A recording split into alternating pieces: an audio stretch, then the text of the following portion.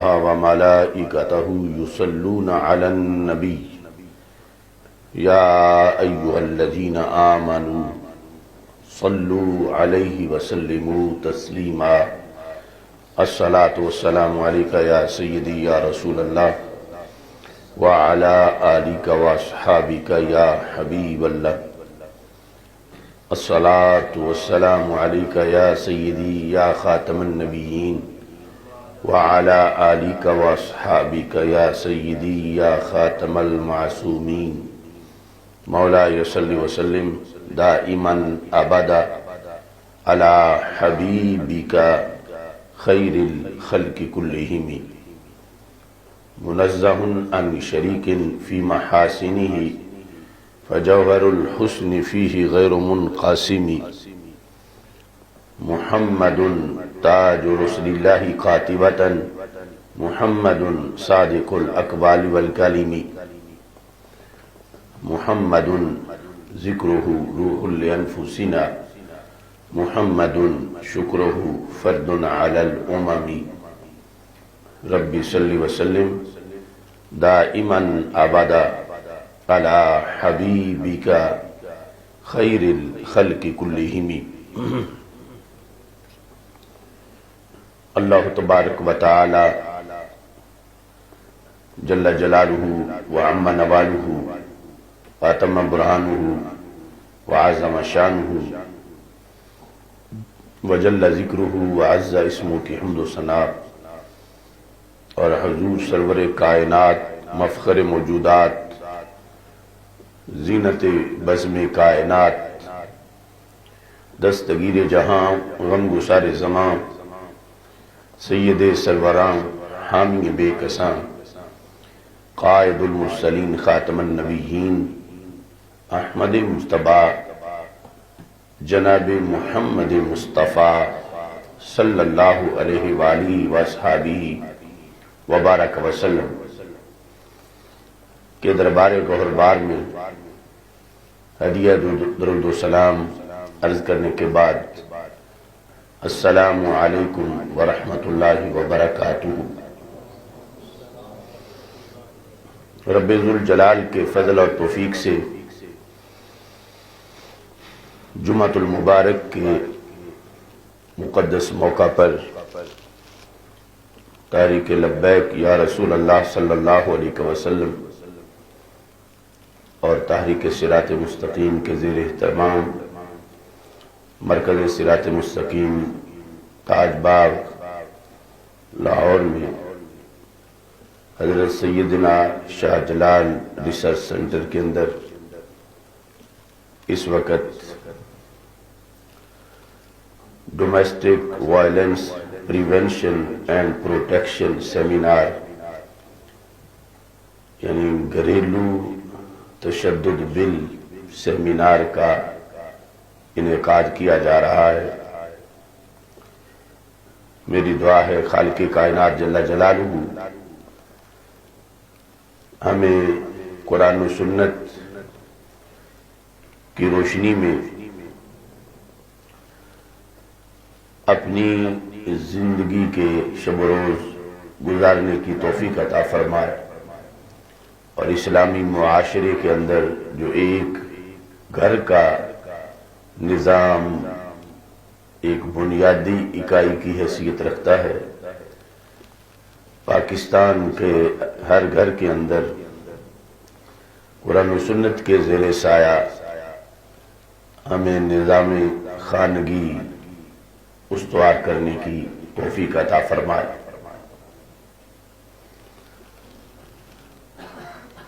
Waste کی طرف سے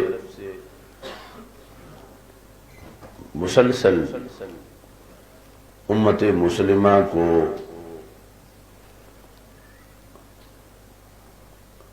آزادی کی طرف، مادر پدر آزادی کی طرف دھکیلنے کی جو کوششیں کی جا رہی ہیں، ان میں سے ایک کوشش اس بل کی شکل میں بھی ہے یورپ کا نظام جو تباہی کے دانے پہ پہنچا اسی بے راہ روی کی ہلاکتوں کے اندر وہ امت مسلمہ کو بھی معاذ اللہ ڈالنا چاہتے ہیں۔ یورپ کے نظام کے لحاظ سے جب انہوں نے اپنے لیے اس چیز کو وضع کیا کہ جو ایک خاندان کا مسئول ہے، ذمہ دار ہے، اس کو کوئی حق نہیں کہ وہ اپنی بیوی پر کسی طرح کی کوئی پابندیاں لگائے یا اپنی اولاد پر کسی طرح کی کوئی پابندیاں لگائے، جہاں پہ باپ اپنی بیٹی کے ساتھ معاذ اللہ گھومتے پھرتے کسی لڑکے پر اعتراض نہیں کر سکتا، اور اگر روکے تو پھر اس بیٹی کو حق ہے کہ وہ اپنے باپ کو گرفتار کروائے،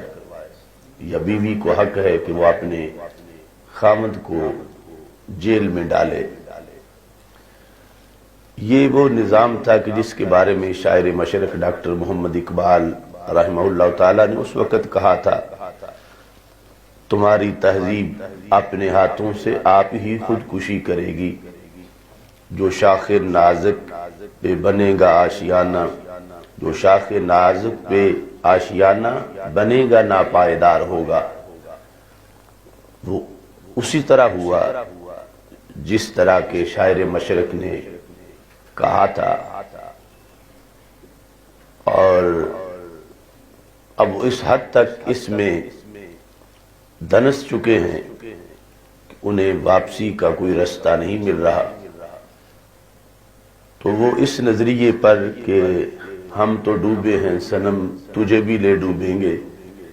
امت مسلمہ کو بھی اسی وادی کے اندر دھکیلنا چاہتے ہیں کہ یہ جو عفت، پاک دامنی، شرم اور حیا کا ان کا ماحول ہے، اور سوشل اور مارل ویلیوز کے لحاظ سے امت مسلمہ جو ایک اپنی الگ تھلگ پہچان رکھتی ہے، تو ان کی یہ برتری قائم نہ رہے، اور یہ بھی ہماری طرح اس غلاظت کے اندر معاذ اللہ اس دلدل میں پھنس جائے۔ اس بنیاد پر وہ مسلسل ایسی تبدیلیاں ان کو پالش کر کے مسلمانوں کے لیے ان میں اٹریکشن لا کر انہیں جدت اور آزادی کہہ کے مسلمانوں کو اس ہلاکت کی وادی میں دھکیلنا چاہتے ہیں۔ اس پر ان کے اربوں ڈالر خرچ ہو چکے ہیں، بہت سے چینل، بہت سے نام نہاد سکالر اور بہت سے فلمی سٹار، بہت سے صحافی انہوں نے خرید کر اس کے اندر اٹریکشن پیدا کرنے کی کوشش کی، اور وہی منصوبہ جو سڑکوں پہ کبھی میرا جسم میری مرضی کی شکل میں وہ فتنہ ظاہر ہوتا ہے، اسی فتنے کو ایک دوسرا رنگ دے کر یہ domestic violence prevention and protection کے نام پر پیش کیا گیا، جو سینٹ سے بل منظور ہو چکا ہے، اور اس وقت اسلامی نظریاتی کونسل کے پاس ہے، اور اگلے مرحلے میں پھر اس کو قومی اسمبلی میں پیش کیا جائے گا۔ تو ہمارے اس پروگرام کا مقصد ارباب حکومت، پاکستان کے مقتدر اداروں اور اسلامی نظریاتی کونسل کے جو اراکین ہیں ان کی رہنمائی کرنا ہے کہ بحیثیت مسلم اور بحیثیت پاکستان کے ایک شہری کے ہمارے اوپر کیا لازم آتا ہے، اور آئین پاکستان ہم سے کس چیز کا تقاضا کرتا ہے، اور یہ ویسٹ کا جو طریقہ اس بل کے اندر پیش کیا گیا ہے وہ کس حد تک قرآن و سنت سے متصادم ہے، اور ہمارے لیے ویسٹ کی تقلید نہیں بلکہ قرآن و سنت کے احکام کو فالو کرنا لازم ہے۔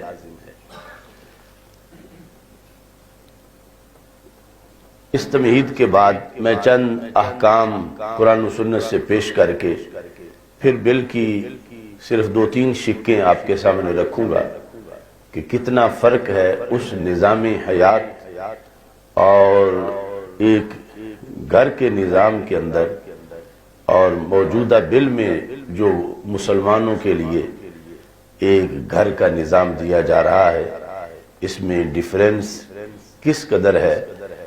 اور وہ لوگ جنہوں نے کلمہ نہیں پڑھا ان کی حیثیت یہ ہے کہ وہ تو اپنی خواہش کے پجاری ہیں،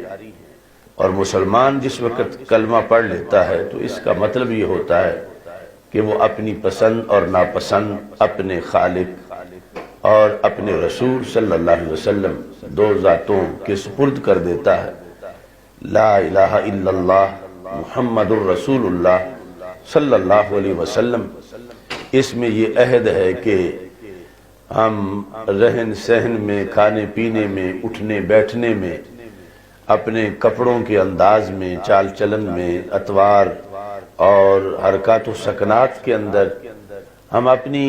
مرضی پہ نہیں چلیں گے بلکہ اپنے مولا کے حکم پہ چلیں گے۔ تو اس بنیاد پر ہمارا اور یورپ کا نظریہ ہی جدا جدا ہے۔ وہ اپنی خواہش کے غلام ہیں، اپنی خواہش کا انہوں نے کلمہ پڑھا ہوا ہے، جو دل کو اچھا لگے وہ ان کا دین ہے، جبکہ ہمارے نزدیک حسن و قبح شریعت کے تابع ہے۔ شریعت جس کو حسین کہے ہم اسے حسین مانتے ہیں، شریعت جس کو قبیح کہے ہم اس کو قبیح مانتے ہیں، اگرچہ ہماری عقل کو سمجھ آ جائے کہ یہ واقعی قبیح ہے، یا عقل کو سمجھ نہ آئے پھر بھی ہم مانتے وہی ہیں جو کہ اللہ تعالیٰ اور اللہ کے رسول صلی اللہ علیہ وسلم کا حکم ہے۔ اتنا واضح فرق ہے دو طبقات کے درمیان۔ لیکن آج لبرل طبقہ یہ سمجھتا ہے کہ مسلمان ہونا محض کلمہ پڑھنا ہے اور اس کے بعد اپنی مرضی کرنی، جبکہ مسلمان کو مرضی کا بھی ایک ایریا دیا گیا ہے جہاں اس کی مرضی چلتی ہے، لیکن کچھ آگے حدود ہیں جہاں اس کی مرضی کا کوئی دخل نہیں ہے۔ یعنی کھانے پینے کے لحاظ سے حلال چیزوں کے اندر اس کی مرضی ہے کہ جو بھی حلال چیز پسند کرے،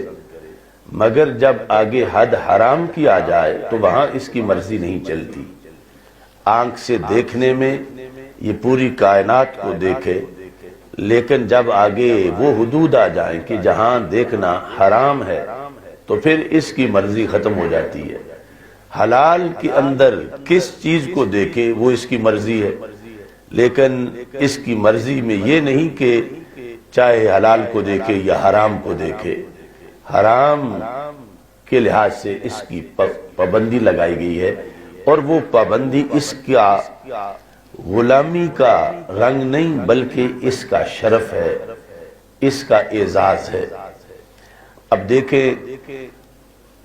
رہنے سہنے کے لحاظ سے ایک طریقہ حیوانوں کا ہے اور ایک انسانوں کا ہے۔ بظاہر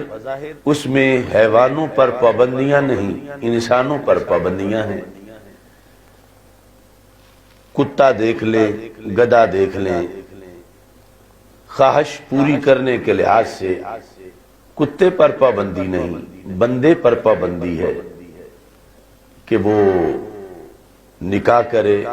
نکاح کے لحاظ سے پھر شرائط ہیں کہ کون سی عورت کے ساتھ اس کا نکاح ہو سکتا ہے، کون سی محرمات میں سے ہے، کون سی اس کے لیے ایسی ہے کہ اس کے ساتھ نکاح ہو سکتا ہے۔ اب یہاں بھی ایک حد تو انتخاب اور مرضی کی ہے، لیکن جب کہیں اس کی مرضی ہو مگر شریعت نے وہ رشتہ حرام کر رکھا ہو،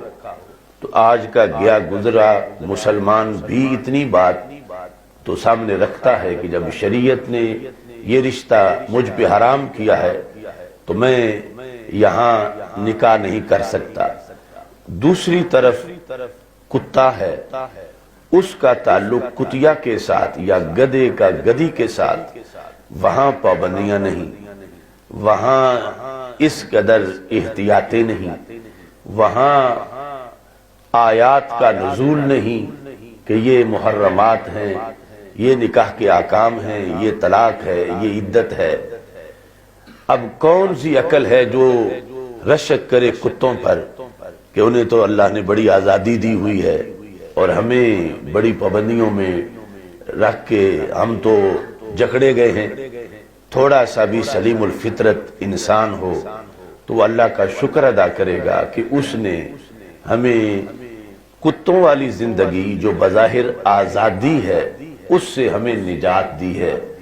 اور ہمیں ہمارے شرف کے پیش نظر کہ ہم اشرف المخلوقات ہیں، اس نے ہمارے لیے ایک نظام وضع کیا ہے۔ ہمارا نسب ہے اور اس نسب پر آگے خاندان کا شرف ہے اور اس پر آگے انسانی قدروں کا تعمیر ہونا ہے۔ تو موجودہ صورتحال میں یعنی جس کو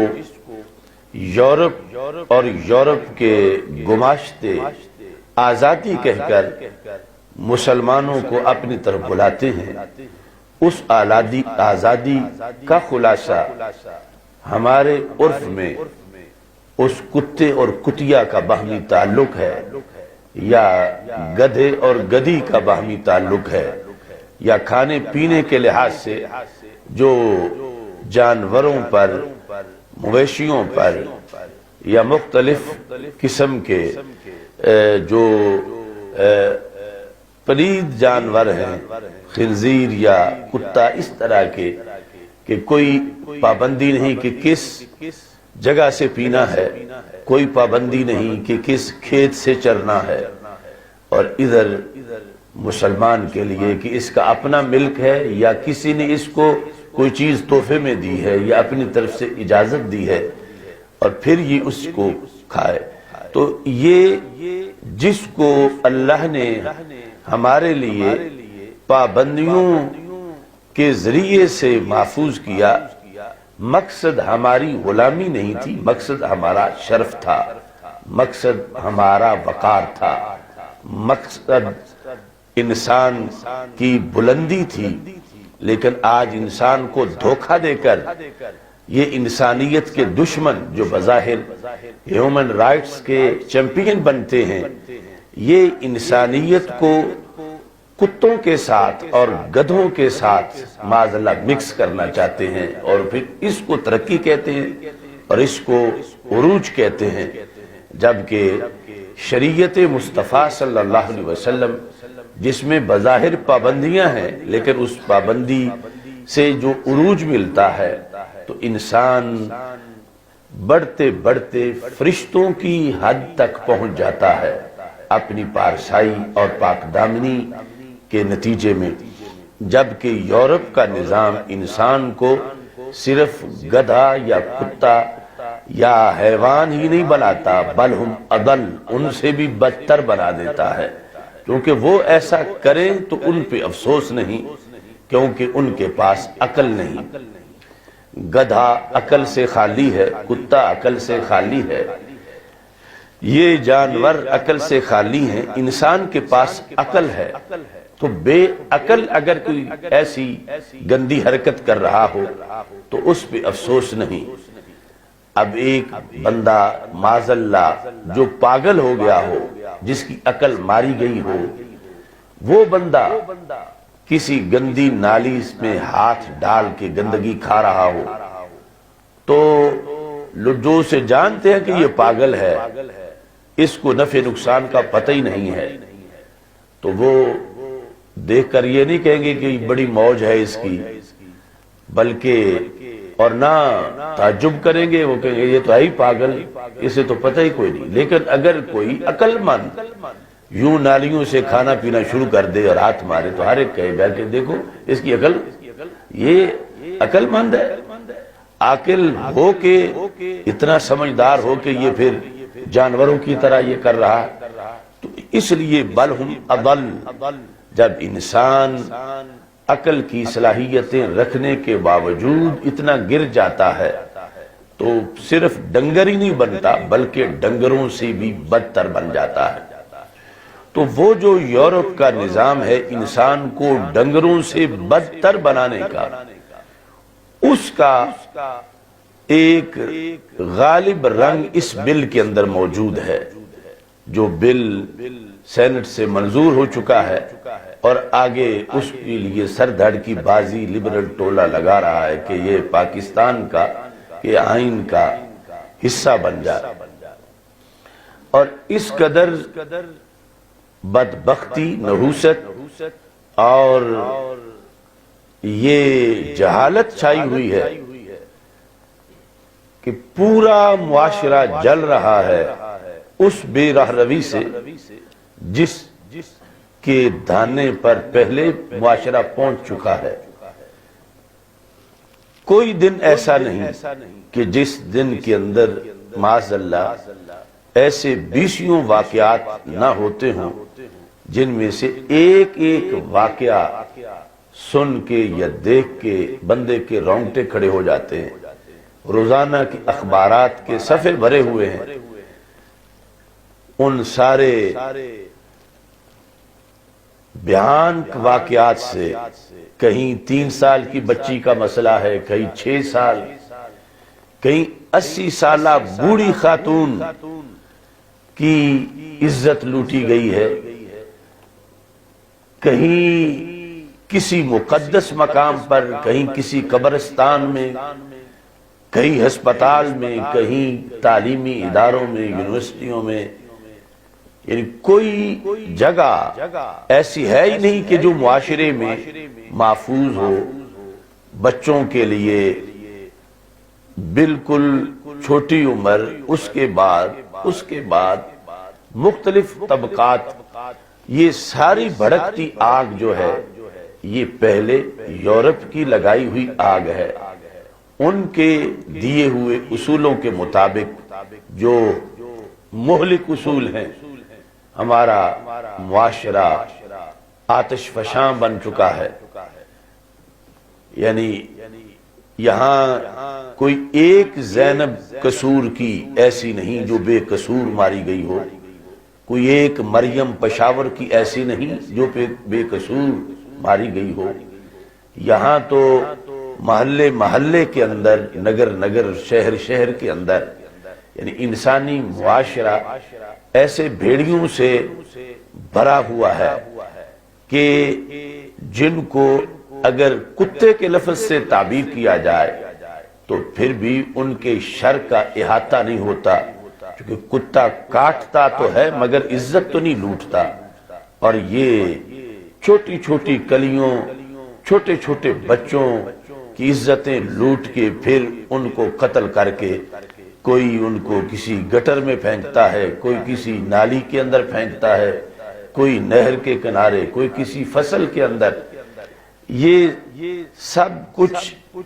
پیچھے اس عریانی اور فحاشی کی آگ کا نتیجہ ہے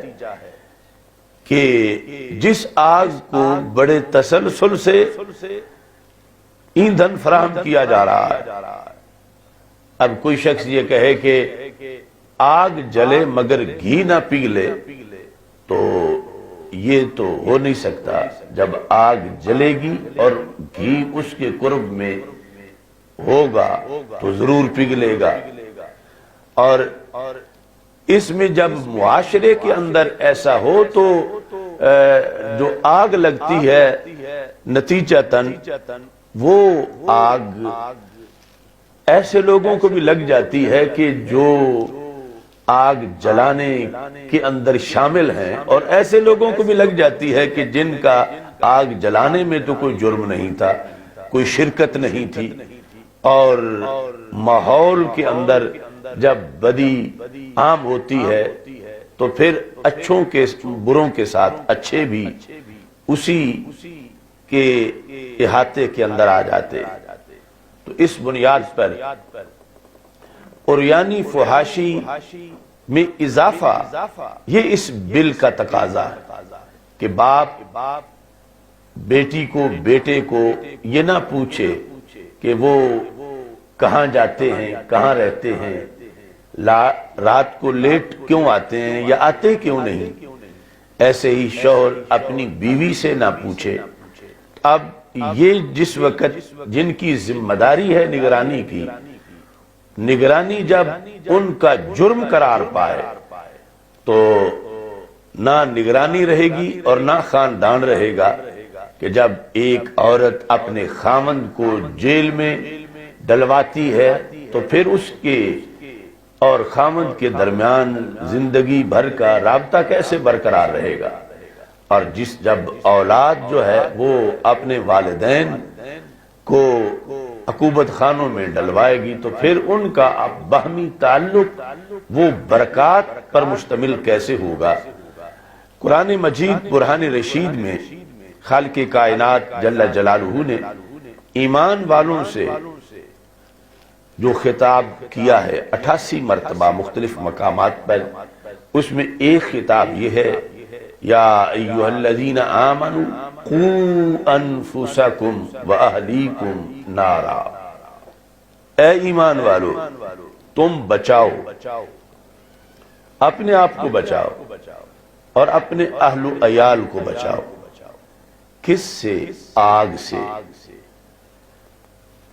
اب مسلم کے فرائض میں سے ہے، جیسے اس نے نماز روزے کا اہتمام کرنا ہے، بحیثیت باپ اس پر فرض ہے کہ اپنی اولاد کو آگ سے بچائے،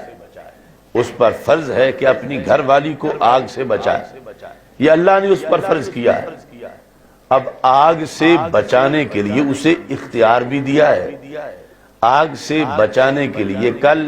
جب اس سے مواخذہ ہونا ہے کہ تیری بیوی تھی اور وہ بے رہروی کا شکار تھی تو ایسا کیوں تھا، تم جواب دو۔ تمہارا بیٹا تھا اور وہ اس طرح کا تھا تو ایسا کیوں تھا، تم اس کا جواب دو۔ تو جواب جب اللہ قیامت کے دن مانگے گا تو پھر آج ان کے لیے اللہ نے اختیارات بھی رکھے ہیں، اور یورپ ان اختیارات کو ختم کرنا چاہتا ہے اور ایسی برابری کا نعرہ دے رہا ہے کہ جس کی وجہ سے جو خالق و مالک نے برتری دی یا اختیارات دیے ان کو ختم کر دیا جائے۔ قرآن مجید برہان رشید میں ہے وَلِلرِّجَالِ عَلَيْهِنَّ دَرَجَةٌ، کہ مردوں کا عورتوں کے اوپر ایک درجہ ہے۔ اب کون سی طاقت ہے دنیا کی جو اس درجے کو مٹا کر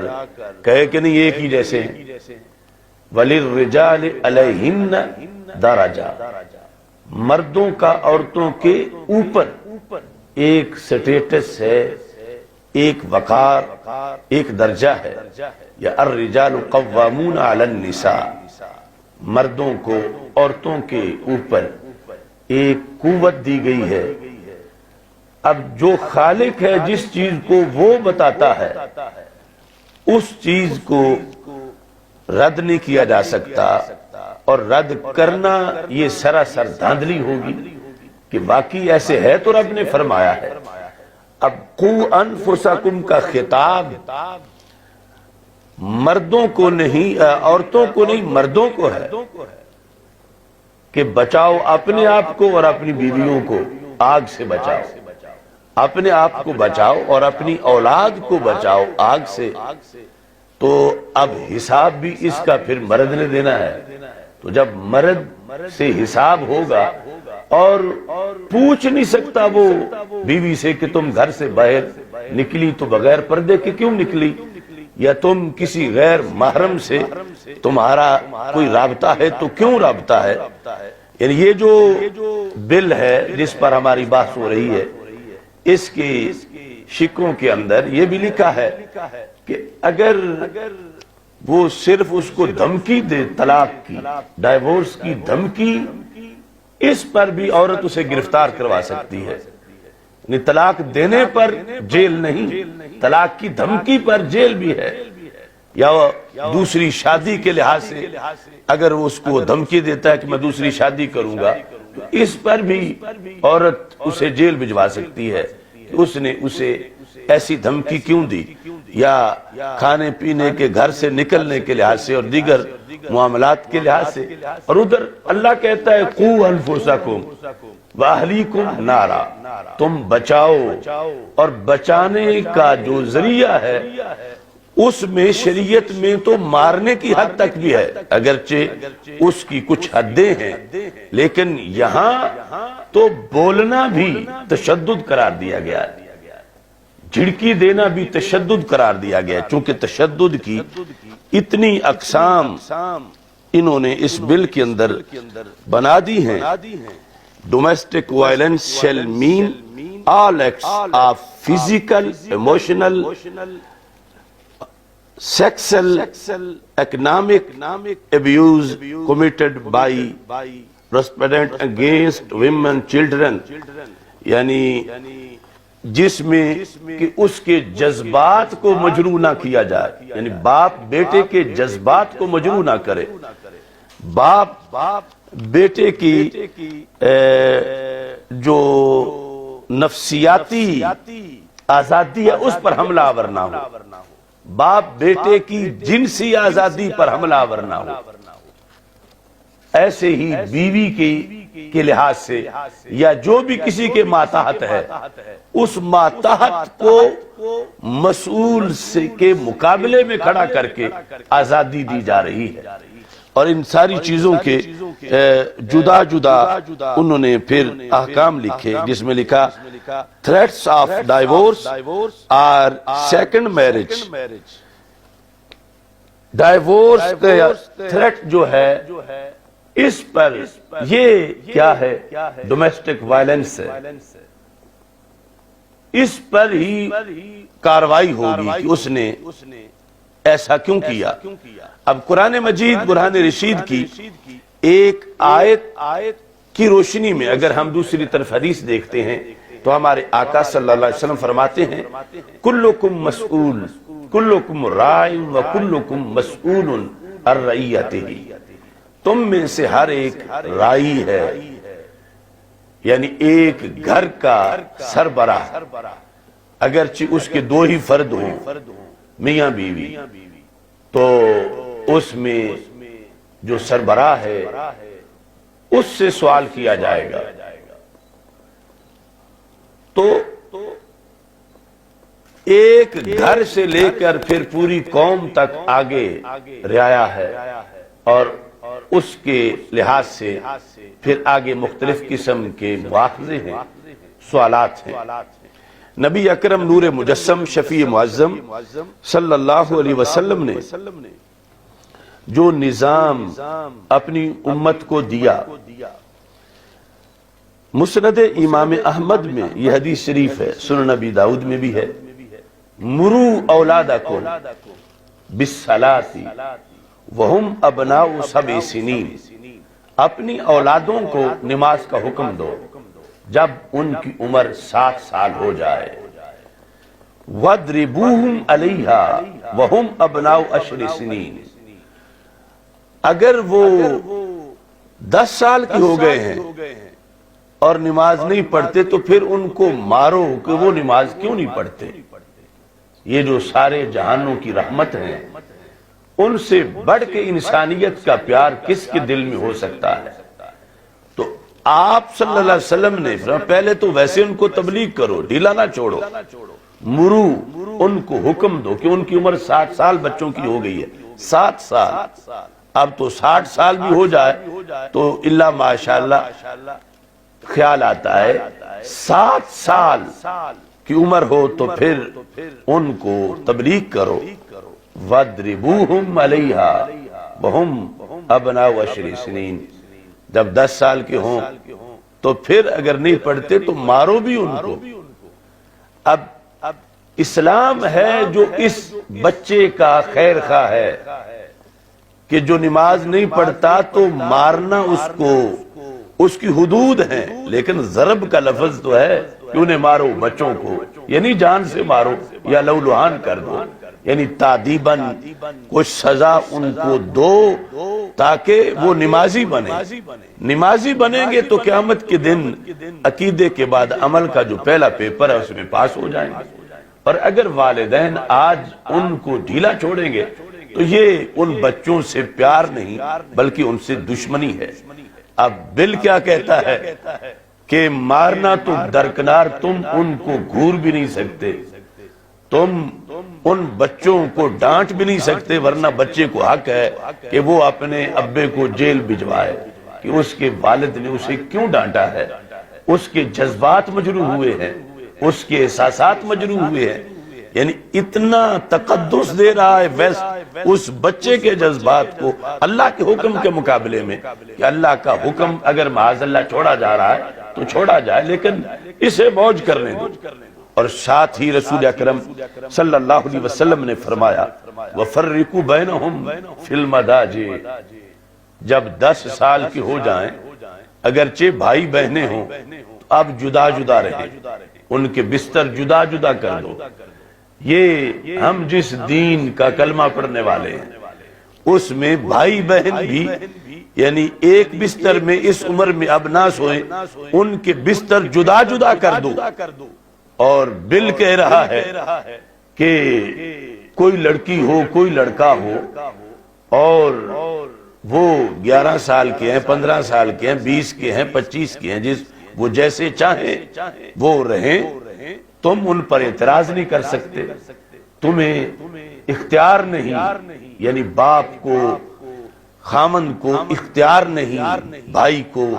کہ وہ کسی کو ایسی بے راہ روی سے روکے، جبکہ رسول اکرم نور مجسم شفیع معظم صلی اللہ علیہ وسلم نے اپنی امت میں وہ لوگ جو شادی کے بعد باپ کے درجے تک پہنچ چکے ہیں ان کے لیے خطاب کیا، مرو اولادکم، تم اپنی اولادوں کو حکم دو کہ وہ یہ کام کریں کہ نماز پڑھیں، اگر 10 سال تک نہیں پڑھتے تو ان کو مار کے بھی اس طرف لاؤ، اور پھر انہیں جدا جدا سونے کے لحاظ سے رکھو۔ رسول اکرم نور مجسم شفیع معظم صلی اللہ علیہ وسلم نے والدین کو احساس دلایا کہ ان کی کتنی بھاری ذمہ داری ہے۔ اللہ سے اولاد مانگتے ہیں تو اولاد کی جو ذمہ داریاں ہیں وہ بھی محسوس کریں کہ اگر کسی کی اولاد نہیں تو اسے صرف اپنا امتحان دینا ہے، اور اولاد ہے اللہ سب کو دے تو پھر اب اولاد کا بھی ساتھ من وجہ پیپر شامل ہو گیا ہے۔ رسول اکرم صلی اللہ علیہ وسلم کا فرمان شعب ایمان بہقی شریف کے اندر موجود ہے، فرمایا من ولد لہ ولد، جس کے ہاں بچہ پیدا ہو یعنی بچہ یا بچی، فَلْيُحْسِنْ اسمہ، وہ اس کا اچھا نام رکھے،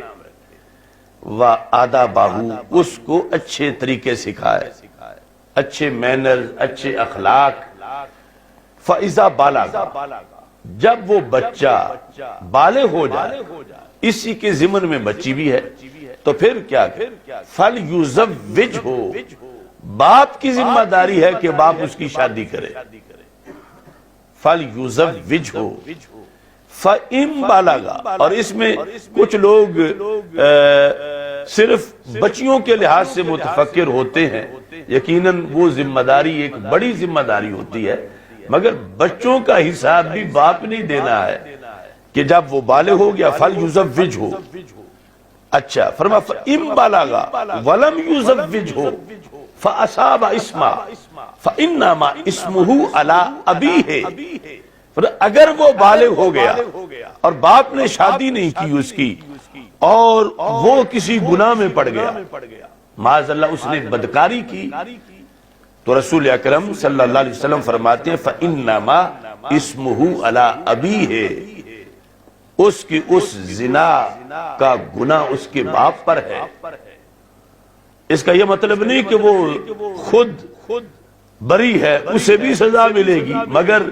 باپ بھی ذمہ دار ہے، اس لیے کیوں نہیں اس کی شادی کی؟ اگرچہ جس بدبخت نے بدکاری کرنی ہے وہ شادی کے بعد بھی معاذ اللہ ہو سکتا ہے کہ کتنی فصلیں اجاڑتا رہے، لیکن ایک جو فطری طور پر شریعت میں محفوظ کرنے کی انسان کو ایک اس کے لیے تربیت ہے اور طریقہ ہے، اس کے مطابق باپ تو اپنا حق پورا کرتا کہ باپ نے معاشرے کے اندر وہ ایک ناسور دے دیا ہے سوسائٹی کو اور خود اس سے بے خبر ہے، تو باپ پر ہے قو انفسکم واہلیکم نارا۔ اب باپ نے جب قیامت کے دن بوجھ اٹھانا ہے تو آج یہ ڈومیسٹک وائلنس بل باپ سے یہ اختیار بھی چھین رہا ہے کہ تم بچے کو رات گھر نہیں رکھ سکتے سختی سے، اس کی مرضی ہے رہے مرضی ہے نہ رہے، وہ جدھر بیٹھے جدھر جائے،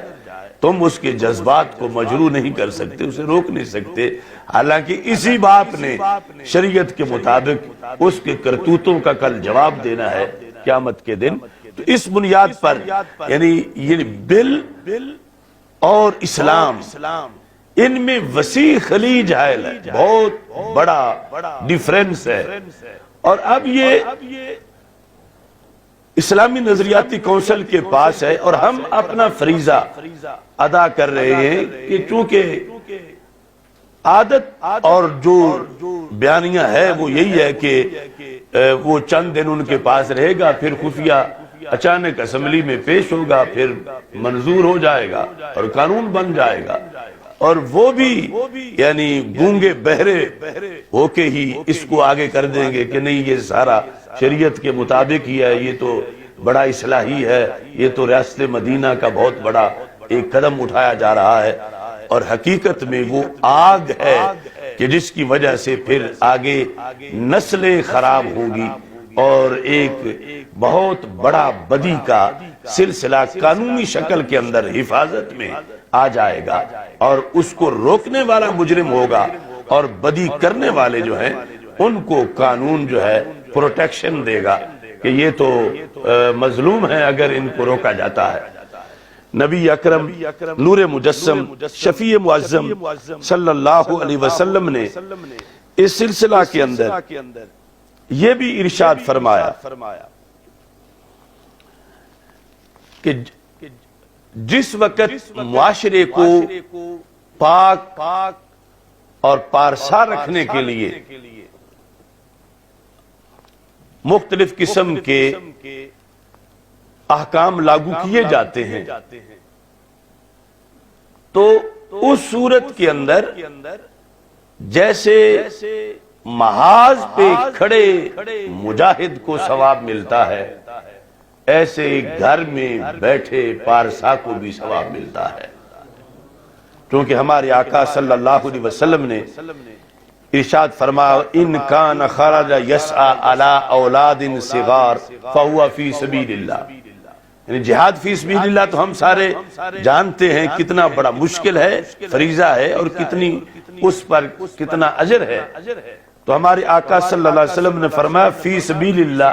صرف وہ ہی نہیں اور بھی بہت سی چیزیں یوں ہی ہیں جیسے جہاد فی سبیل اللہ۔ وہ کیا ہے؟ فرمایا جو بندہ گھر سے نکلا ہے، بچے اس کے چھوٹے چھوٹے ہیں، وہ کمانے کے لیے نکلا ہے، دیہاڑی کے لیے نکلا ہے، یا دکان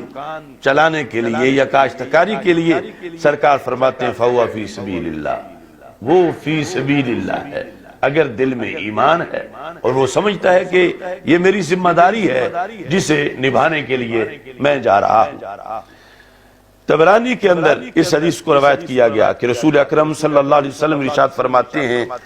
اگر اس کی اولاد تو نہیں ہے لیکن اس کے بوڑھے والدین ہیں گھر میں، یا اولاد بھی ہے اور والدین کا بھی اسے ہے کہ میں نے ان کی خدمت کرنی ہے، سرکار دو عالم صلی اللہ علیہ وسلم فرماتے ہیں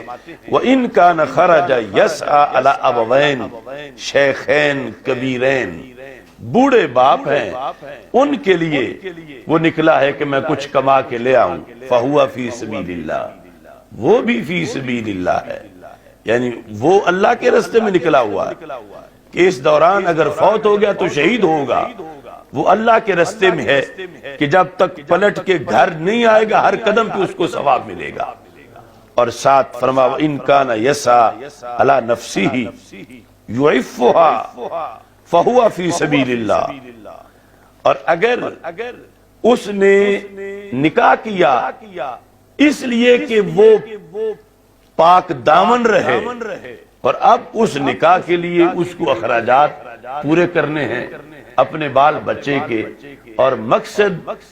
پاک دامنی تھا، شہوت پورا کرنا ویسے نہیں تھا، تو سرکار دو عالم صلی اللہ علیہ وسلم فرماتے ہیں فَهُوَ فِي سَبِيلِ اللَّهِ، جس نے پاک دامنی کے پیش نظر پاک دامنی کی خاطر شادی کی اور پھر اس لیے اس کو آگے بوجھ اٹھانا پڑا اور وہ کاروبار حیات میں لگا ہوا ہے، فَهُوَ فِي سَبِيلِ اللَّهِ، وہ بھی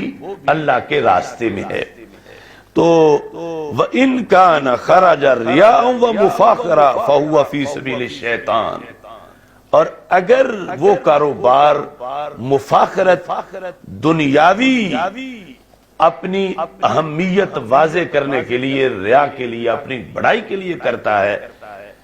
دوسری وجوہات جو پہلے بتائی گئی اس کے پیش نظر نہیں، تو رسول اکرم صلی اللہ علیہ وسلم فرماتے ہیں اب وہ سبیل الشیطان میں ہے، شیطان کے راستے میں ہے، وہ اللہ کے راستے میں نہیں ہے۔ نبی اکرم نور مجسم شفیع معظم صلی اللہ علیہ وسلم نے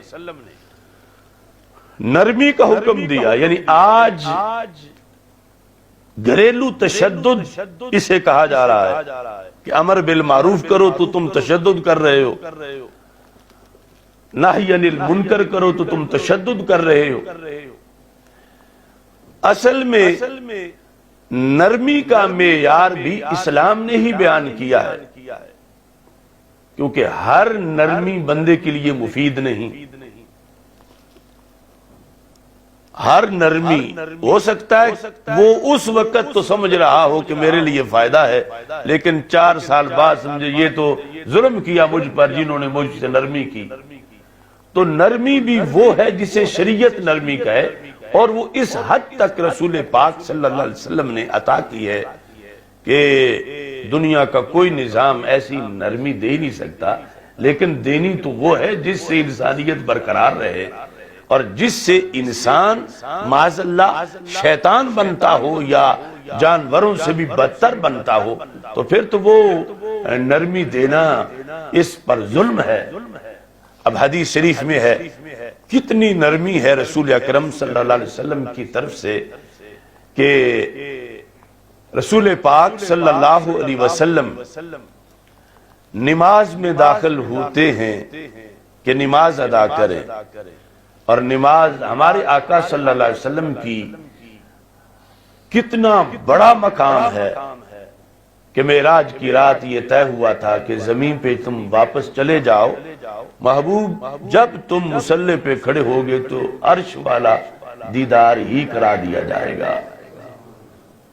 تو رسول پاک صلی اللہ علیہ وسلم فرماتے ہیں انی لادخل فی الصلاۃ، بخاری شریف میں ہے کہ میں نماز میں داخل ہوتا ہوں، فارید اطیلھا، میرا ارادہ ہوتا ہے کہ میں بہت لمبی نماز پڑھوں گا، یعنی لمبی قرات کروں گا، کیونکہ لذت کا مقام ہے، اللہ کا دیدار ہے۔ فاسمع بکاء الصبی، لیکن اتنے میں مجھے ایک بچے کے رونے کی آواز آتی ہے،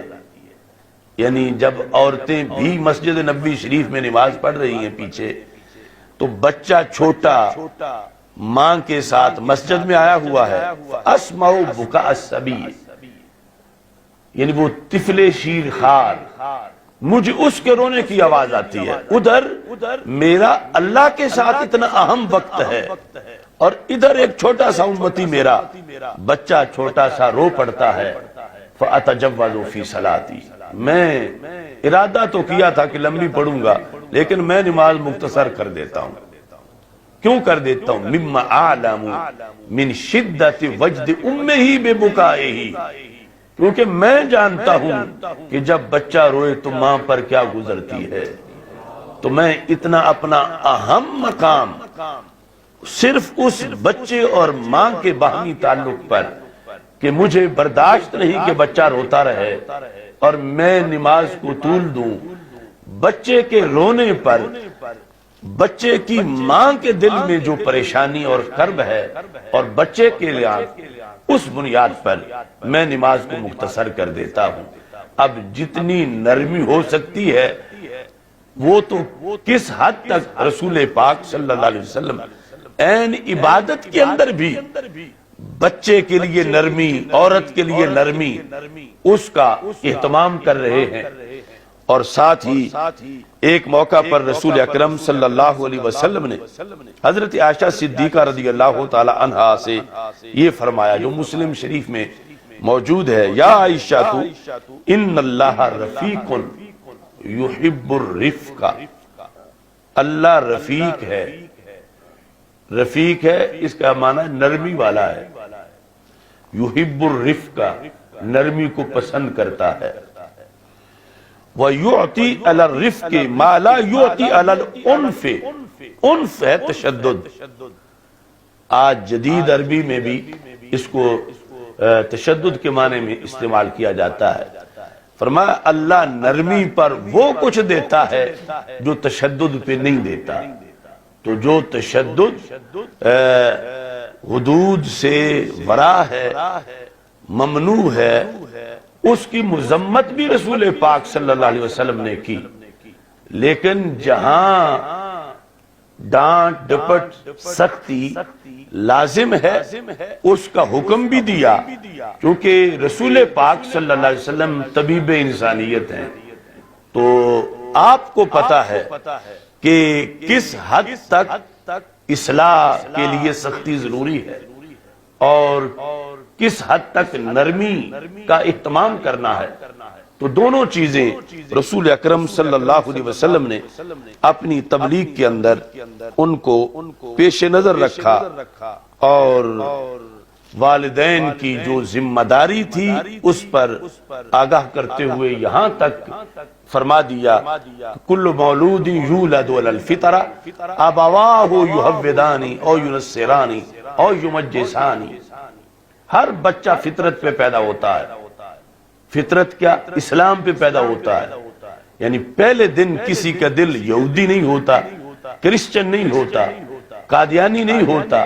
رافضی خارجی ناسبی نہیں ہوتا. ابواہ یحودانی،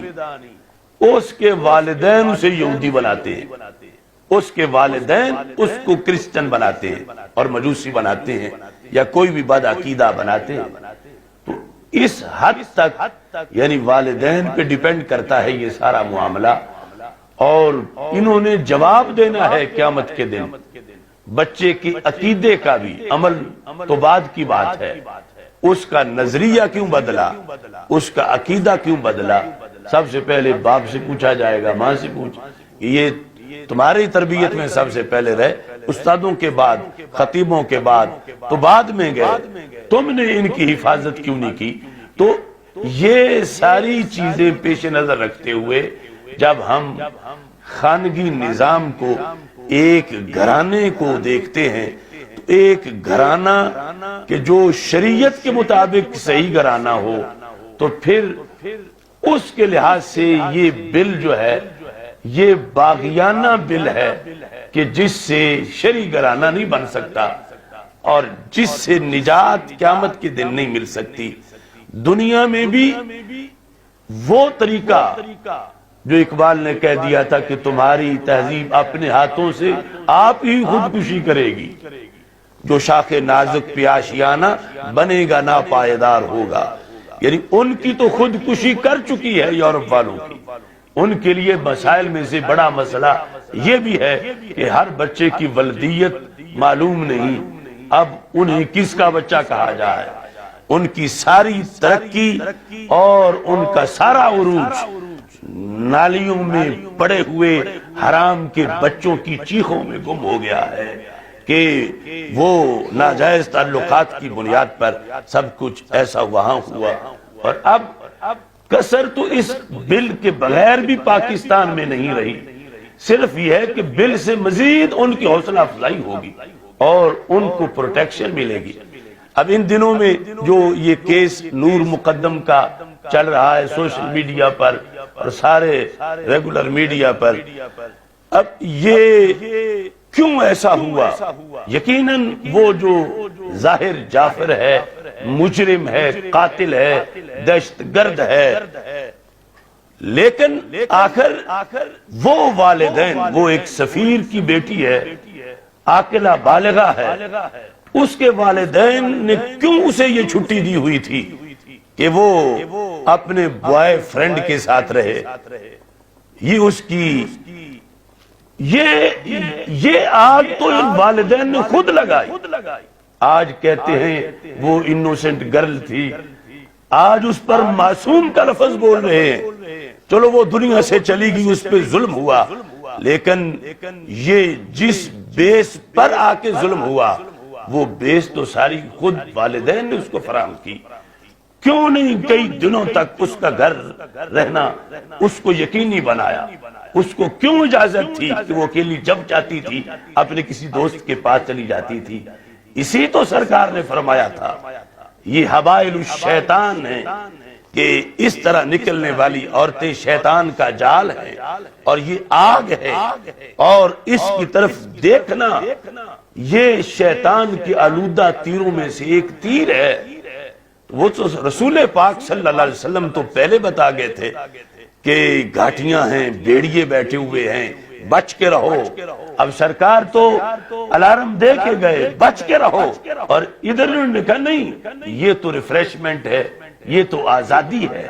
یہ تو اسلام ہمیں پابندیاں لگا رہا ہے، ہم موج کرنا چاہتے ہیں، میلہ۔ اور اب دیکھو وہی جو آزادی تھی وہی بربادی بنی۔ تو رسول اکرم نور مجسم شفیع معظم صلی اللہ علیہ وسلم کا جو دیا ہوا ہمارے لیے مقدس دین ہے، اس میں برکتیں ہیں، خالق کو قیامت تک کے لیے اور بعد بھی ہر گھڑی کا پتہ ہے۔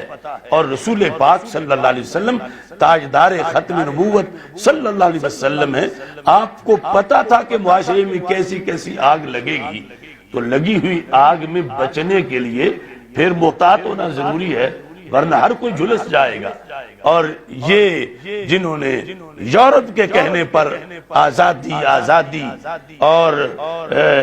یہ سارے فریڈم کے نعرے لگائے، اب اپنی آنکھوں سے دیکھ رہے ہیں کہ یہ آزادی نہیں، یہ بربادی ہے۔ تو رسول اکرم نور مجسم شفیع معظم صلی اللہ علیہ وسلم کے اس سلسلہ کے لحاظ سے جو فرامین ہیں، عورت کے حقوق، اولاد کے حقوق، ہمارے آقا صلی اللہ علیہ وسلم نے اتنے تفصیل کے ساتھ بیان کیے، اور ان امور کو شریعت مطہرہ کے اندر پورا ایک ایک صبر کے ایک ایک سبق کے لحاظ سے ذکر کیا کہ وہ ہوتا تو آج کوئی ایسی صورتحال ہی نہ بنتی۔ اب کچھ لوگ کہتے ہیں کہ یہ جو فیشنیبل اور یعنی فحاشی والی ہیں، اگر یہ مرتی ہے تو وہ 3 سالہ بچی کا کیا قصور تھا، 4 سالہ کا کیا قصور تھا؟ ہم یہ نہیں کہتے کہ 3 سالہ بچی کا قصور تھا، ہم کہتے ہیں آگ لگانے والے کا قصور تھا، اور اس میں وہ بھی جلے گی جو خود ایندھن پھینکنے گئی ہے، اور وہ بھی جلے گی جس بیچاری کو پتہ ہی نہیں تھا، ویسے وہاں سے گزر رہی تھی اور آگ بھڑک اٹھی اور پورا ماحول جو ہے وہ جل گیا۔ تو اسلام تو یہ چاہتا ہے کہ معاشرہ سارے کا سارا تقدس معاب ہو، اس کے اندر پارسائی ہو، اور اسی لحاظ سے رسول اکرم نور مجسم شفیع معظم صلی اللہ علیہ وسلم نے یہ پابندی لگائی۔ فرمایا عورت اپنے گھر سے مسجد جانا چاہتی ہے، میلے میں نہیں، رشتہ داروں کے پاس نہیں، مسجد میں مثلا جمعہ پڑھنے جا رہی ہے، لیکن اس نے جس گلی سے گزرنا ہے یقیناً غیر محرم لوگ، کوئی تھڑے پہ بیٹھا ہوگا، کوئی کہیں بیٹھا ہوگا، کوئی کہیں بیٹھا ہوگا، تو رسول اکرم صلی اللہ علیہ وسلم نے فرمایا چونکہ اس نے گھر سے باہر نکلنا ہے، اگرچہ مکمل پردہ کر کے نکلنا ہے، لیکن یہ خوشبو لگا کے نہ نکلے، کیونکہ اس کی خوشبو بھی کسی کو بدی کی دعوت دے سکتی ہے۔ اور فرمایا لا یقبل اللہ صلاۃ امرأ حتی تغتسل غسلها من الجنابہ، اگر جمعے کی طرف جانا تھا اور وہ خوشبو لگا بیٹھی تو رسول پاک صلی اللہ علیہ وسلم فرماتے ہیں اب جمعہ پڑھنے سے پہلے پھر غسل کرے، وہ غسل جو جنابت کی وجہ سے کیا جاتا ہے، تو پھر اب مسجد جا سکتی ہے، ورنہ مسجد نہیں جا سکتی کیونکہ اس نے خوشبو لگائی ہوئی ہے۔ اور فرمایا کل عین زانیۃ، ہر آنکھ بدکار ہے، کون سی؟ یہ جو غیر محرم کو دیکھتی ہے۔ وَكُلُّ امرأة اذا استطرت فمرت بمجلس فہی کذا، جو عورت گھر سے خوشبو لگا کے نکلی اور مردوں کے پاس سے گزری، یعنی یہ نہیں کہ ارادہ تن گزر رہی ہے، اب اس نے گلی سے گزرنا ہے اور مرد بیٹھے ہوئے ہیں، تو رسول پاک صلی اللہ علیہ وسلم فرماتے ہیں اگر خوشبو لگا کے گزری فہی کذا، وہ بھی زانیہ ہے۔ تو آج کیا اس معاشرے میں اتنی چیز کو تو کوئی جرم سمجھ ہی نہیں رہا، یہاں تو آدھا لباس پہن کے گزرے، ننگے سر گزرے، ننگے چہرے سے گزرے، اور اس کے ساتھ اور درجنوں اٹریکشن کی احوال بنا کے گزرے، پھر بھی وہ سمجھے گی میں تو مسجد جا رہی ہوں، میں نے تو کوئی غلطی نہیں کی۔ اور شریعت کہتی ہے اگر صرف خوشبو لگا کے نکلی تو اس کی خوشبو کئی لوگوں کے تقوی کو لہو کرے گی، اس سے آگے بدی کا سلسلہ جاری ہوگا۔ یعنی اقدامات جو شریعت کے ہیں وہ تو یہاں تک ہے، اب جب خوشبو لگا کے نکلنے لگے گی تو شریعت کہتی ہے شوہر کو اس کو روکو کہ گھر رہنا ہے تو خوشبو لگائے، باہر نکلنا ہے تو نہ لگائے۔ اب اس نے روکا اس کو تو یہ بل کہے گا کہ یہ کون ہوتا ہے جو آزادی سلب کر رہا ہے عورتوں سے، ان کو خوشبو نہیں لگانے دے رہا۔ ادھر شریعت یہ کہہ رہی ہے کہ سمجھاؤ انہیں، اگر یوں نکلی ان پر لفظ زانیہ بولا جائے گا، فہی کذا، جیسے وہ جو چوک میں بیٹھا غیر محرم عورتوں کو ارادے سے ایک نظر بھی دیکھتا ہے تو اس کی آنکھ زانیہ ہے، تو فہی کذا یہ بھی ویسی ہے اگر یہ خوشبو لگا کے وہاں سے گزرتی ہے۔ اور رسول اکرم صلی اللہ علیہ وسلم نے اس کے ساتھ اس چیز کو بھی احتیاط کے زمرے میں بیان کیا کہ جس وقت نبی اکرم صلی اللہ علیہ وسلم نے حضرت اسامہ بن زید رضی اللہ تعالی عنہ کو ایک کپڑا دیا چادر نما، بعد میں پوچھا وہ کدھر کیا؟ حضرت اسامہ نے وہ حضرت دہیہ کلبی کو ہبہ کیا اور حضرت دہیہ کلبی نے اپنی زوجہ کو دے دیا۔ تو رسول اکرم صلی اللہ علیہ وسلم نے پوچھا دہیہ کلبی آپ نے وہ پہنا نہیں؟ کہتے ہیں میں نے کہا کسوتھا امراتی، میں نے اپنی بیوی کو دے دیا ہے۔ تو رسول اکرم صلی اللہ علیہ وسلم نے فرمایا مرہا فلتجعل تحتہا غلالا، اسے کہو کہ سنگل یہ کپڑا نہ پہنے، اس کے نیچے ایک اور پہنے، فَإِنِّي أَخَافُ أَن تَصِفَ حَجْمَ عِظَامِهَا، کیونکہ مجھے ڈر ہے کہ اگر صرف یہ پہنا تو اس کے پہننے کے باوجود اس کی ہڈیوں کا حجم لوگوں کو نظر آئے گا، خود رنگ نہیں جسم کا کہ وہ پتلا ہو، اس کے بدن کے اعضاء کا موٹا ہونا یا پتلا ہونا یہ ظاہر ہو سکتا ہے کہ وہ دیکھنے والا یعنی کسی خاتون کے بارے میں کہ وہ موٹی خاتون ہے یا پتلی خاتون ہے یا اعضاء کے لحاظ سے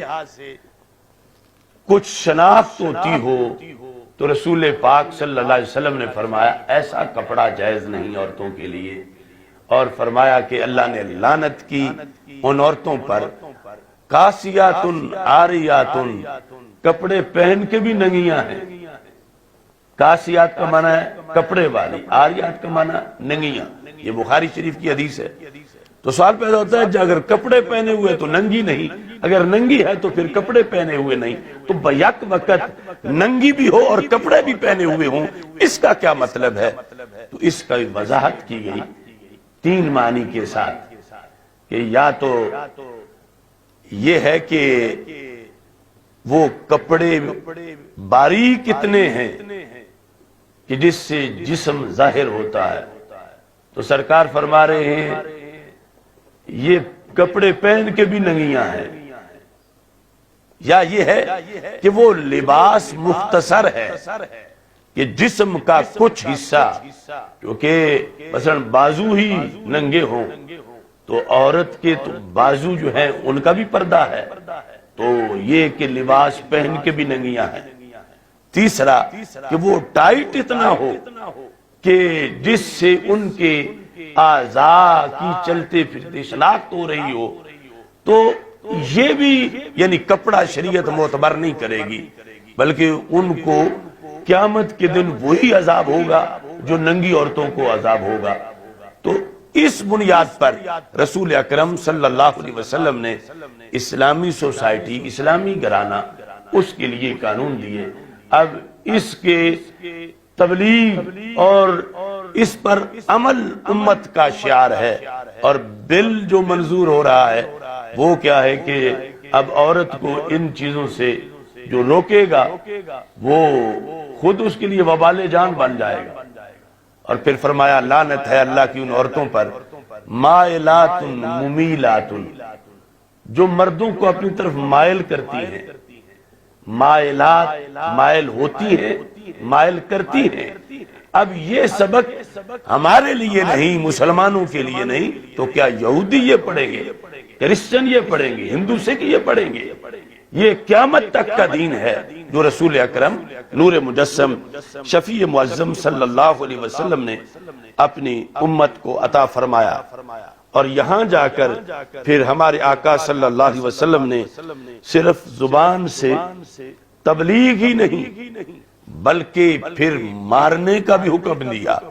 اور اس کی حدود کا تعین بھی فرمایا۔ عورتوں کے لحاظ سے حضرت سیدہ عائشہ صدیقہ رضی اللہ تعالی عنہا آپ روایت کرتی ہیں، سنن ابی داؤد میں ہے، رسول پاک صلی اللہ علیہ وسلم کا فرمان، ایما امرات مومنہ، جس مومن عورت نے وضعت خمارہا، اپنا دوپٹہ اتارا۔ اب تو وہ جس طرح ہے نا بجلی کا لطیفہ کہ بجلی آنا اور بجلی کا جانا، اسی طرح یعنی ایک تو ہے نا کہ کبھی اترے، اب یہ ہے کہ کبھی لے۔ یہ سوال ہے ہمارے رسول صلی اللہ علیہ وسلم نے، اور یہ خواتین کو اپنے نبی صلی اللہ علیہ وسلم کا فرمان ذہن میں رکھنا چاہیے کہ سرکار فرما رہے ہیں کلمہ اس نے میرا پڑھا ہو، وعدت خمارہا فی غیر بیت زوجہا، اپنے خامند کے گھر کے علاوہ کسی حمام میں، کسی سرکس میں، بازار میں، دکان میں، یا کسی رشتہ دار کے گھر، وہ اگر اپنے سر سے دوپٹہ اتار دے، اپنے سر سے دوپٹہ اتار دے،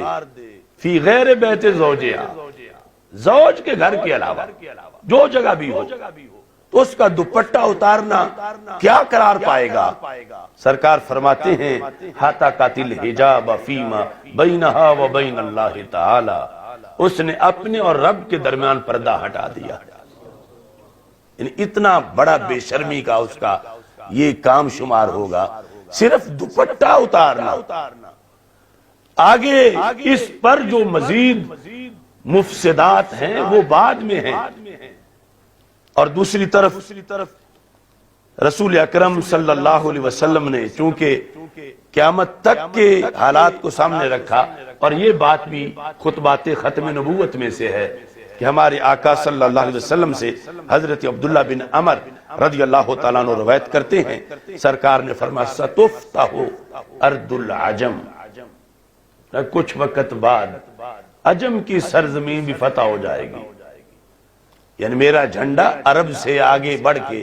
عجم میں لہرائے گا۔ عجم کی زمین یعنی یہی جو ایران ہے اس کو عراق العجم کہا جاتا تھا، یا آگے یہ بلوچستان اور ہند یہ سارا، یا اس دوسری طرف افریقہ، پر عجم کی زمین بھی میرے دین کے تابع ہوگی۔ تو پھر فَسَتَجِدُونَ بِهَا حمامات، صحابہ تم دیکھو گے وہاں حمام بنے ہوئے ہیں، عجم کی زمین میں حمام بنے ہوئے ہیں۔ فَامْنَعُوا نِسَاءَكُمْ، اپنی عورتوں کو روکنا وہ حماموں میں نہ جائیں۔ آج کے بیوٹی پارلر، مساج سینٹر اور اس وقت کا حمام،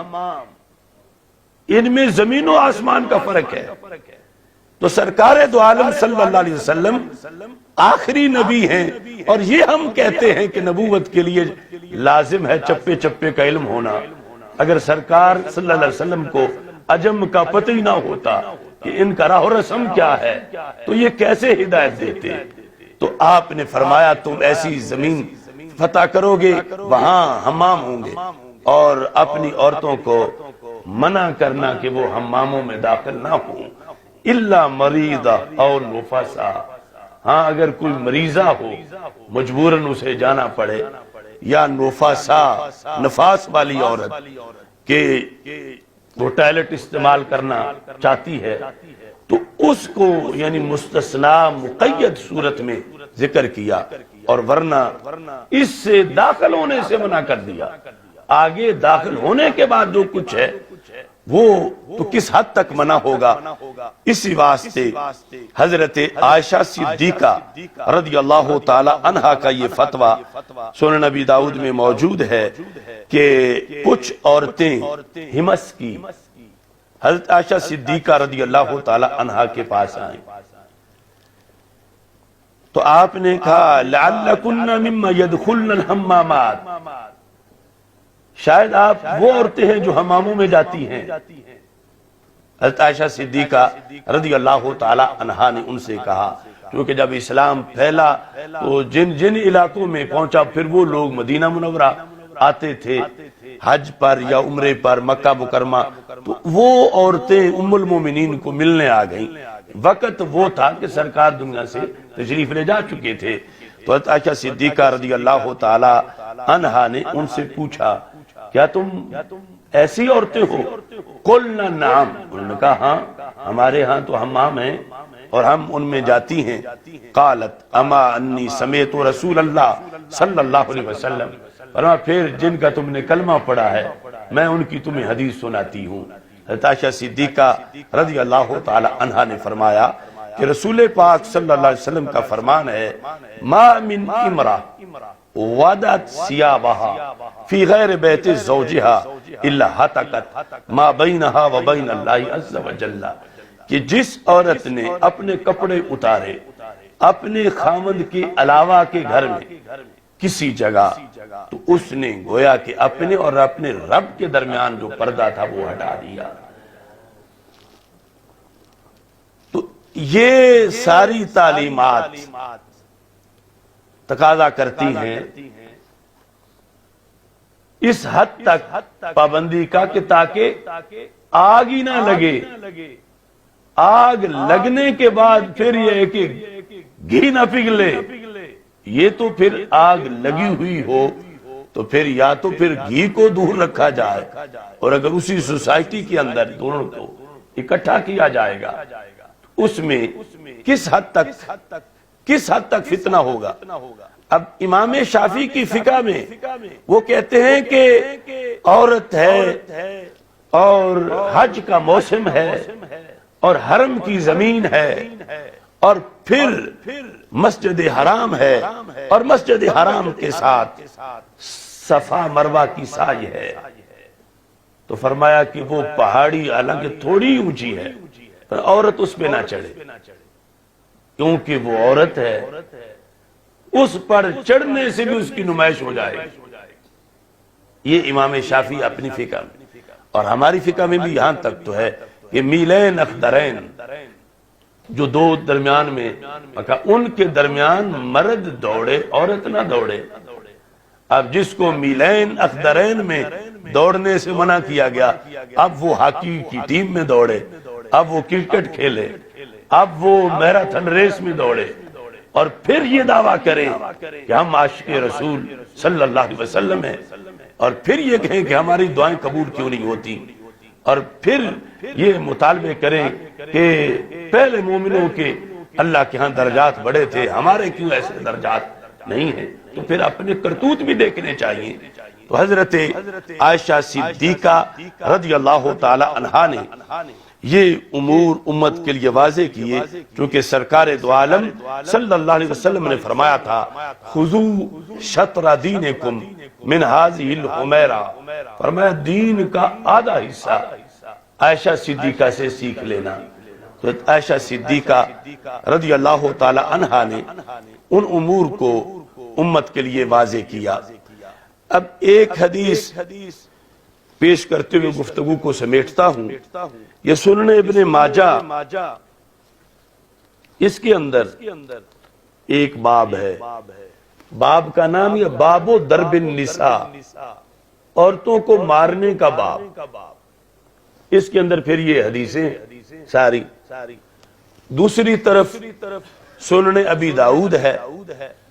سنن ابی داؤد کے اندر یہاں اسی سلسلے کا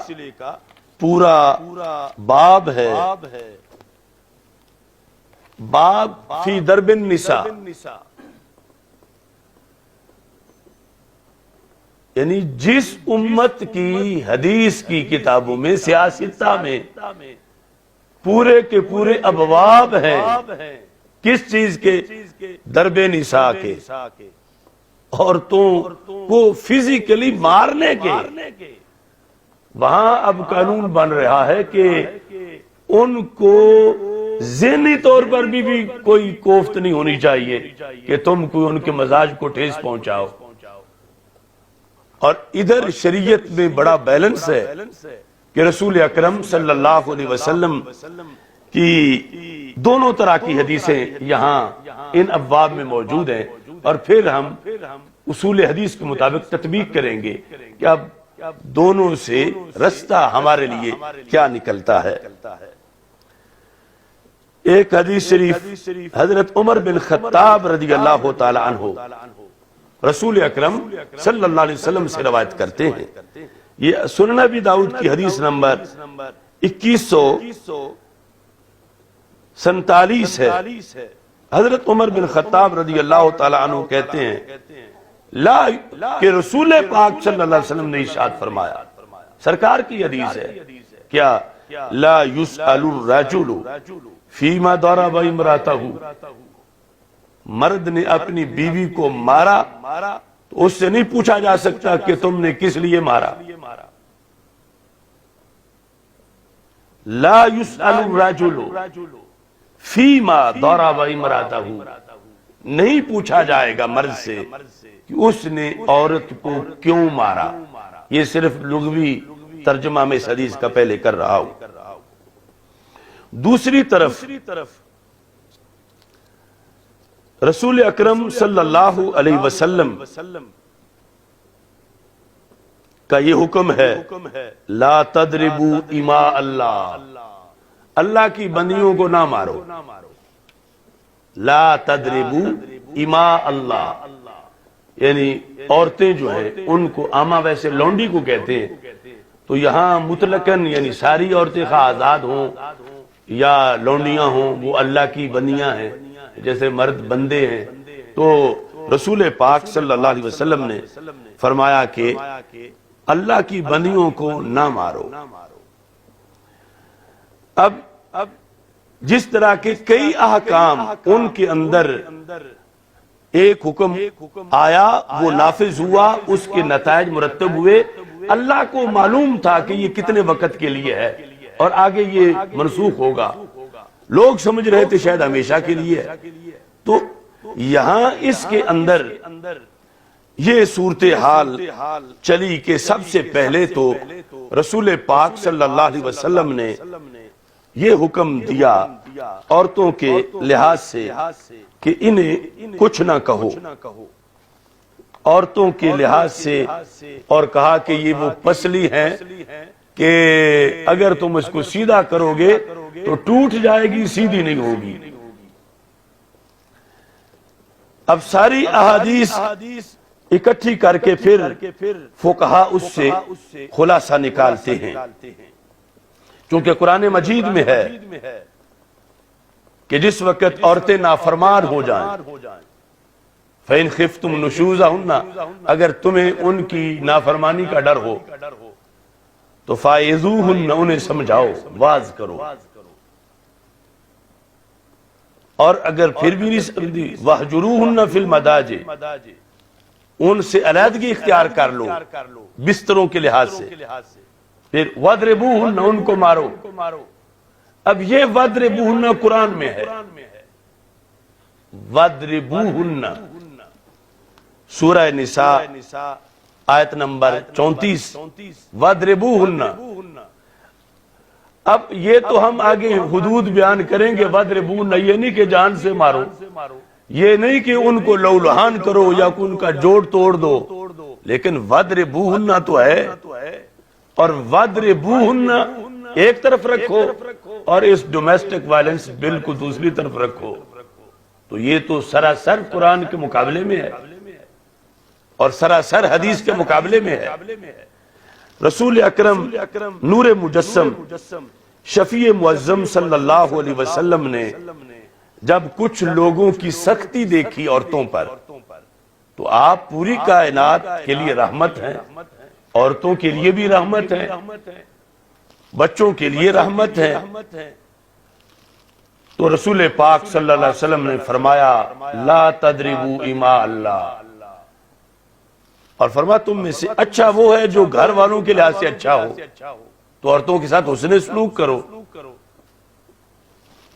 فجاء عمر الى رسول اللہ صلی اللہ علیہ وسلم، جب نرمی کا حکم دیا گیا تو اس کے رد عمل میں جو حالات بنے، اس کی شکایت لے کر حضرت عمر رضی اللہ تعالیٰ عنہ رسول پاک صلی اللہ علیہ وسلم کی خدمت میں حاضر ہوئے۔ یہ ابو داؤد اور ابن ماجہ دونوں میں لفظ ہیں، آکے انہوں نے رسول اکرم صلی اللہ علیہ وسلم سے درخواست کی زَئِرْنَ النِّسَاءُ عَلَىٰ أَزْوَاجِهِنَّ، عورتیں تو اپنے مردوں پہ چڑھائی کر گئی ہیں، یعنی یہ جو آپ نے فرمایا تھا لا تضربوا اماء اللہ، اب کیا ہوا ہے؟ زَئِرْنَ جری ہو گئی ہیں، کون؟ النساء علی ازواجہن، اپنے مردوں کے مقابلے میں ان پر جسارت کرتی ہیں۔ تو نبی اکرم صلی اللہ علیہ وسلم